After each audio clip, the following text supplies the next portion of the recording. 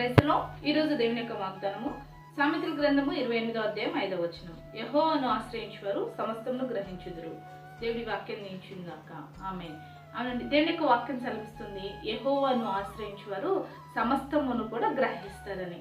ఈ రోజుల్లో చాలా మంది జీవితంలో నష్టపోవడానికి గల కారణము, అపజయాలు పాలవడానికి గల కారణము ఏంటంటే గ్రహింపు లేక.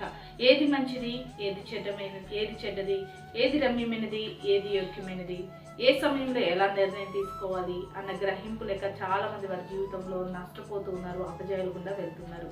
కానీ దేవుని యొక్క వాక్యం సెలవిస్తుంది యెహోవాను ఆశ్రయించు వారు సమస్తమును కూడా గ్రహిస్తారండి.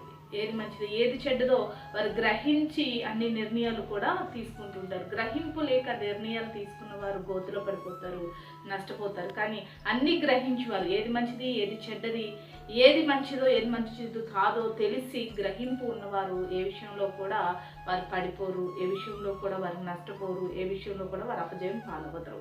ఎవరైతే దేవుణ్ణి ఆశ్రయిస్తారో, మరి ఇది మంచిది చెడ్డది ఎలా మనం తెలుసుకోవాలి, ఎలా మనకి తెలిసిద్దంటే ఎవరైతే దేవుణ్ణి ఆశ్రయిస్తారో వారు మంచిదేదో చెడ్డదేదో సమస్తమును కూడా గ్రహిస్తారని దేవుని యొక్క వాక్యం సెలవిస్తుంది. కాబట్టి జ్ఞానం కొదువైనప్పుడు, మనకు గ్రహింపు శక్తి కొదువైనప్పుడు, మనకి తెలివి కొదువైనప్పుడు ఎవరైతే దేవుని ఆశ్రయిస్తారో వారికి అతి సహాయం దేవుడు అనుగ్రహిస్తాడు. కాబట్టి సమస్తాన్ని గ్రహించే జ్ఞానం నిమ్మని దేవుని మనం వేడుకుందాం. అతరీతిగా దేవుడు నేను దీవించునుగాక. ఆమేన్. ప్రార్థన చేసుకుందామండి.